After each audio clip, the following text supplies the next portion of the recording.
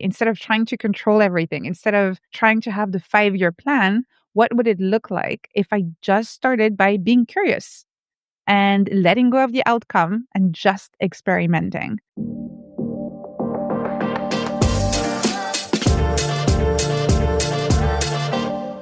Welcome back. Today we have part 1 of my conversation with Anne-Laure Le Cunff. She's a neuroscientist, an entrepreneur, and one of the most original thinkers on how we can learn and grow and create. I think she's absolutely amazing. I'm so excited to introduce her to you. She left a high-power job at Google to study neuroscience, and now she conducts research into the neuroscience of learning and curiosity at King's College in London. She's also the founder of Nest Labs, a company that helps people think better and live more intentionally. Her work blends science and creativity and practical tools that challenge a lot of current myths, like the myth of the perfect linear path. We always want a linear path to success, right? I read her book, Tiny Experiments. It blew me away, and I was so excited to have her on the show. This is part 1 of 2. Sometimes when there's so much that I want to learn from people, I will break it into a 2-part show. This is one of those. As I said before, she's absolutely brilliant. I am a huge fan of hers. I'm so excited to have her on. Let's get started with Anne-Laure. I am absolutely giddy to have you on the show. I have your book here in my hand, Tiny Experiments. It's your first book. You are absolutely brilliant. I've been telling everyone about this book. There's so much great content in here. I don't even know where to begin. I think my first thought when I read this book was, why has no one taught us this way to live, to create little experiments and see what we actually want out of life? There is no time in an education system when you're growing up where someone says, hey, you don't have to have it all figured out. You don't have to create a life that's just difficult goal after difficult goal. Let's just see what works for you. And I love that freedom. So let's do just a quick story on you. You're working at Google. You're kind of burned out. You go home to France to visit your family. And what happens? Then someone, when I was there, asked me, so how's life? And it's such a simple question. We ask it all the time, and we never really think about it when we answer. And usually we say something like, yeah, sure, things are good. Everything's going fine. But for the very first time in my life, I actually listened to the question, how's life? And I let myself think about it. And I let myself be honest with the answer. And the answer was that on the outside, life was good. I had a really good job at Google, great team, working on interesting projects. I grew up in France, but I was working in the US, which had been a dream since I was a child. So on the outside, everything was great. But on the inside, I was feeling empty. I was feeling like I was following a script. I was following as if my ambitions were not my own ambitions. I was feeling like all of the choices I was making were based on the expectations I thought other people had for me. That's really what put in motion a moment of reflection when I started doubting whether I was on the right path. And not long after that, I quit my job at Google. And what was your role at Google? I was in product marketing for digital health products. It made it even harder to leave because I was working on one of those products actually helping people be healthier. And so you have this added kind of pressure, feeling like you're working on a purpose-driven mission and that you're doing something good for the world. And how selfish of you is it to think that maybe you want something else out of life? So how did you know exactly what you were going to do next? So that's where I would not do it the way I did at the time. I was so anxious to go from you have a job at Google, you have it all figured out, to you have no idea where you're going, that I decided to cling to the first blueprint I could find of what you are supposed to do when you leave a job, like a job at Google. For anyone who has worked in tech or who has friends who work in tech, you might know that the next sanctified kind of project you're supposed to work on after working at a big company like Google is starting a startup. So That's what I did. I started a startup for all of the wrong reasons, because I was scared, because I needed a script, because that's what I had been doing my entire life. And so I left my job at Google thinking that I I would finally be free and do my own thing, only to then start copy pasting another script that was based on what other people were doing around me. And it's only when my startup failed that I finally accepted that I had no idea where I was going and that it was not a bad thing. I was still in my 20s and it was okay not to know where I wanted to go. And now that I'm not in my 20s anymore, I also know that even when you're not in your 20s, it's actually completely okay not to know where you're going. And in fact, nobody knows where they're going. Some people are good at pretending. Sometimes we're very good at fooling ourselves, but we don't know where we're going. And that's okay. I think one thing that I'm continually saying to people is that with every decade of our life, we get to kind of have a new life. Those of us with families, we have our family and that looks the same, but careers are changing so quickly. We're gaining new skills. We're building new businesses. We're writing books. We're doing all these different things that this concept that when you are a teenager or when you're in college, you're going to pick what you're going to do and you're going to have a job and that's just your whole life is so outdated. I mean, it was really just a sliver of time when that was accurate, but that changing things around and doing something new and to some degree blowing up the things that we felt like we should be doing because we worked hard for them is the smartest thing to do. Yes, absolutely. I think the reason why, even though we know at an intuitive level that we don't need to know where we're going, we don't need to have a plan, I think there is still a very natural response to uncertainty, which is one of fear. And so a lot of the planning we're trying to make, a lot of trying to have a 5-year vision of trying to know what our career is going to look like and trying to create really what is an illusion of certainty comes from a place of fear and anxiety. We want to feel in control. Yeah, when I'm working with clients, they will often say, I would love to make for their business they're starting or their business they're growing. I'd love to make a 5-year plan and then a 10-year plan. And I go, that's cute. And that looks great on an Instagram ad when someone is trying to sell you something. But we're not Nike. So we don't really need a 5-year plan. And even Nike doesn't exactly know what they're doing in 5 years. Like we need to be flexible. We need to do the right things. We need to put in the work to get you where you want to go. But this idea that we're casting this vision for exactly the life we're going to have is just a recipe for disaster. We have very similar mindset on kind of a focus on the steps as opposed to the outcome, where the focus on the output versus the outcome. People are always shocked to learn about me whenever I have a book come out or with the app. I never have a goal for book sales. People ask before the app launch, how many people do you want to download the app in the first month? And I go, my work with a book or the app or anything else is to do a great job. And what happens with it happens, but I can't control how many people buy my books. I can't control how many people listen to the podcast. I can't control how many people download the app. And just the idea of trying to live my life like I could control that is miserable. Talk about the science behind focusing on output versus outcome. Well, this is really what I discovered when I decided to go back to university to study neuroscience. So after my startup, I asked myself, what am I actually curious about? What is something I would love to explore and to wake up in the morning and do, even if nobody was watching, even if success, or at least the traditional definition of success, was out of the equation. And for me, that had always been the brain. I had always been curious about why we think the way we think and feel the way we feel. So I went back to university to study neuroscience. And then I discovered or rediscovered, I had probably heard about it before, but I had completely forgotten about it. But I rediscovered the scientific method. What's amazing with the scientific method is that exactly as you just described, it's not focused on the outcomes. A scientist, when they conduct an experiment, cannot focus on the outcome because they don't know what the outcome should be. If they knew already, there would be no point conducting an experiment.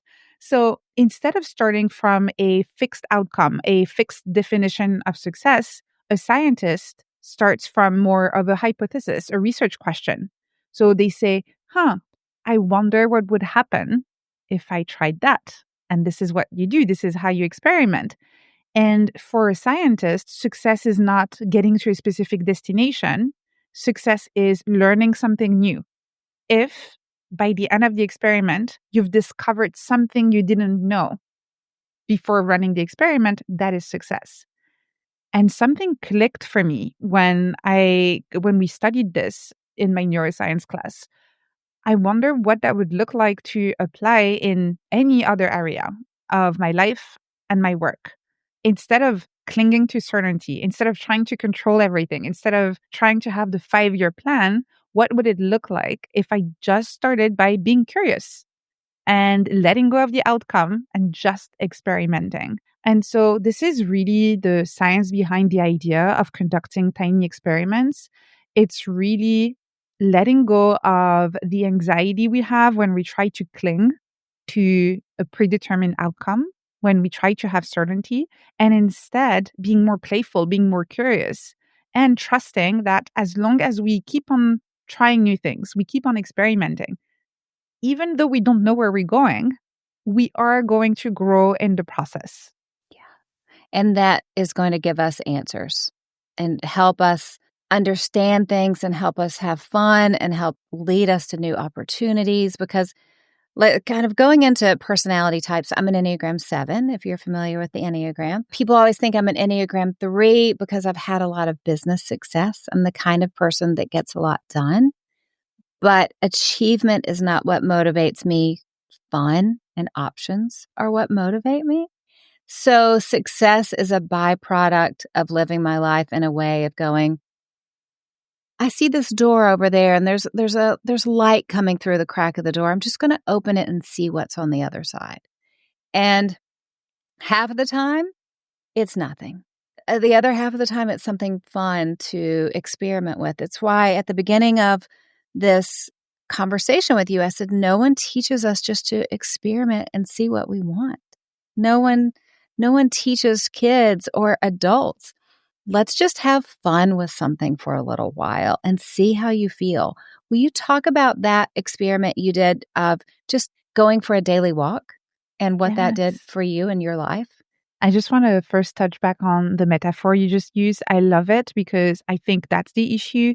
We're teaching people to only open the doors where they're 100% sure they're going to find something interesting behind it. And also, we're not teaching people to close doors that are not interesting. Just imagine if we could just have a little peek and we say, oh, what's behind there? Huh, actually, not great. You close it and you go into the next door instead of, having to stay in that room, because we do that to ourselves also. Stay in a career we don't want to stay in, keep on working on a project we hate, because now that we open the door and we're in the room, we're supposed to stay in the room for a while, because if not, it doesn't look like we tried hard enough. So I actually never used that metaphor before, but I love it. Or do you think it triggers feelings of failure in people so they don't want to close the door? Yeah, I think we have this feeling that people are watching us while we open the door, and we have to say, hey, look, I'm trying. And if it doesn't work out, we need to show that we tried really hard. When in reality, if you follow the fun, it can also be just that you give it a try and it's not for you. It might be for someone else. It might be the kind of project someone else might enjoy, but maybe it's not your thing, and that's completely okay. It's not failure. Again, think like a scientist. If you've learned something new about yourself in the process, now you know this thing is not for you. You've learned something new. That is success for a scientist. As I coach women in their businesses, one self-sabotage habit that I see that happens to a lot of women is the fear that they will try something and they'll look foolish, or they'll try something and they won't be whatever level of success they think they should be to the masses. And the masses tends to be their mom or their sister or their friend or a nosy neighbor. It's not the masses. It's someone. But this fear of looking foolish, the fear of looking like something didn't work, will make a lot of women not take steps in the future and not be willing to do an experiment at all. From a neuroscience perspective, how can women not get stuck in that self-sabotage loop? The most important step, I think, is removing some of the self-blame that there is around feeling those feelings. So I've seen with a lot of people I work with and in the lab with participants, people feeling like they should not have this fear of being judged. And I think first, it's important to understand that it is a completely natural evolutionary response that we have as human beings. Being judged positively by other people meant survival before, because being kicked out of the tribe meant certain death. So we are wired to try and behave in ways that are going to get us the approval of the tribe. And so we're always asking ourselves, even if it's not at a conscious level, but we're always asking ourselves, am I doing the right thing? Am I doing anything that might get me judged and rejected by other people? So I think first knowing that it's just your brain doing its job, trying to protect you, and there's nothing wrong with you for having this anxiety and this fear of being judged is step number one. Then step number two, once you know that this is completely normal, that this anxiety is normal, your amygdala going in overdrive because you don't want to be judged is completely normal. Reminding yourself that as human beings, we also have a capability that very few other animals have, which is to engage our prefrontal cortex and say, okay, I know this anxiety is here, but I can change my response to that anxiety.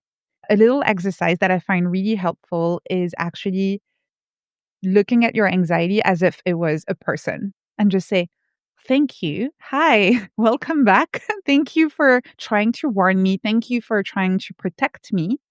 Right now, I'm okay. I'm okay. I'm actually going to try that thing. And I understand what you're trying to do here. You're trying to protect me. You want us to survive. I am in no danger of death here. We're going to be okay. I'm going to try that thing. And so this is a very simple exercise where you're not trying to shut down the anxiety, getting rid of it. You're not blaming yourself for being anxious. You're thanking the anxiety, which is just a signal from your brain, and saying, I'm still going to do that thing. That's so good. Because, yeah, the anxiety is just trying to keep us safe. Yeah. And it won't be the end of the world if it's not perfect. Yeah. I get a lot of anxiety, for example, when I do public speaking. My anxiety is always here before going on stage. I have those little cramps in my stomach, sweaty pants, my heart is beating faster. And this exercise has been so helpful for me because in the past, I was trying to get rid of the anxiety, which was making me even more anxious.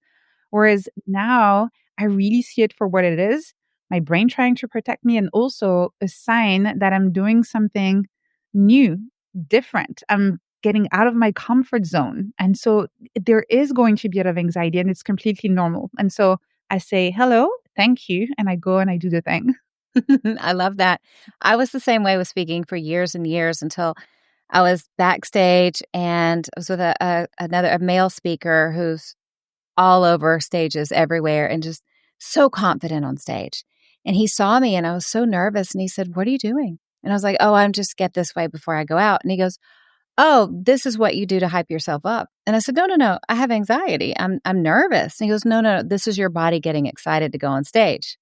You need to recognize this not as anxiety, but as your body like turning on to go on stage." And I went, "Oh," and that's been a real game changer for me to go, okay, my palms are sweaty, my stomach hurts, my heart's racing, not because I'm terrified, but because this is how my body gets ready to go on stage. And that's been a helper. But going back to what you said a second ago, that is exactly what I tell women when they're dealing with imposter syndrome. That imposter syndrome is a great thing because, of course, you feel imposter syndrome. You're doing something new to you. You're stretching. It's new. If you didn't feel imposter syndrome, it would be crazy because it's new and it's a good thing because you're stretching and you're learning and you're doing something new. You just have to push through it. And you won't always feel imposter syndrome, but you feel it when something is new because, of course, you do. So that way, when you feel it, it doesn't terrify you. You go, "Oh, I'm doing something new. And it's a little scary, and I'm not sure if I can, but I'm going to push through it." And then before I know it, I'll wake up in the morning and I'll go, "What do you know? I'm the kind of woman that does this." And it'll be second nature. But I think we feel imposter syndrome and we think it's the end of the world, right? Yeah, it reminds me of a manager I had, a woman at Google, who told me that the only two kinds of people who never have imposter syndrome are the kind of people who don't get out of their comfort zone or the kind of people who don't know they're out of their depth. And That's brilliant. and I really liked it. And I was like, okay, so I'm the third type, the type that I know I'm out of my depth, but I'm going to try it and I'm going to learn and I'm going to grow. Yeah, absolutely. Because I had so much fun on that rabbit trail. Let's go back to the experiment you did just with going on a walk every day. So while I was on my book tour, I love saying book tour, but these days, and you would know, you've written so many books, a book tour actually involves a lot of staying in front of your computer and recording podcasts. So there's not much of a tour going on. You're No. actually just at home. And so while during my book tour, that's what I was doing. I spent a lot of time recording podcast conversations with different people talking about the book. And I realized after a week or so that there were entire days where I would wake up, brush my teeth, have coffee, sit down in front of the computer, and then only get up in the evening, 8 p.m. So 12 hours later. And so outside of quick toilet breaks, I would just in front of the computer the entire day. I was starting to feel the effects on my mental health and even my physical health. I was low energy, a bit cranky. I had my husband on the phone one night. I don't even remember what he told me, but I got angry very quickly, very impatient, which is really not like me. And so again, little signals that maybe something is not going so well right now. And so I ask myself, what is a tiny experiment that I can run right now to try and figure out a way to take care of my mental and physical health? And something I could tell it had to be very tiny because I had very little bandwidth, both in terms of time, but also mentally speaking. So it had to be simple, it had to be tiny. And I designed a tiny experiment where I said, I'm going to go on a 20-minute walk every day for the next 20 days. It did not matter where I would go or how fast I walked or if I listened to an audiobook or anything like that. I just had to leave and go on a walk for 20 minutes and then come back. And it was amazing. This is why I love tiny experiments because it doesn't have to be something big. It doesn't even have to be something where you're 100% sure it's going to work. You're just curious. You feel like maybe this could help. Maybe let's give it a try. And very often you unlock benefits that you have not even thought about. In my case, I was in Austin during this part of the book tour. I ended up exploring the city and seeing a lot more of the neighborhood than I would have if I had stayed at home. I slept better at night also. And there were lots of walks where I would go for 20 minutes, but actually come back 40 minutes or an hour later because once you start and you're on your walk, you want to keep going. And I generally credit that tiny experiment for being able to maintain my mental health during the book tour.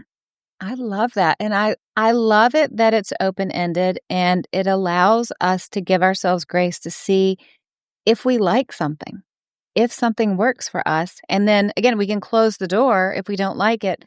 How great was she, right? Of course, I'm giving away a copy of her book. Go ahead, tag me on Instagram. You can tag her. Her handle is Neuron. So it's NeurAnne. Think of it like like neuro, and Anne, but because she's French, it's on. So Neuron. I love it so much. Tag us. You'll be entered to win her book, Tiny Experiments. If you are watching on YouTube, thank you for watching. All you have to do, make sure you're subscribed, like it, leave a comment, and you'll be entered to win as well. And as always, thank you for being here. Thank you for investing in you. We're talking neuroscience. We're talking life. We're talking really, really fun things to expand our mind on. I love it that you're the kind of person that wants to do this with me.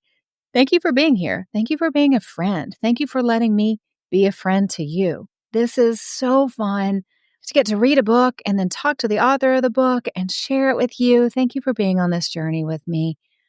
I just want to remind you that the work you're doing is really, really important. I'm proud of you.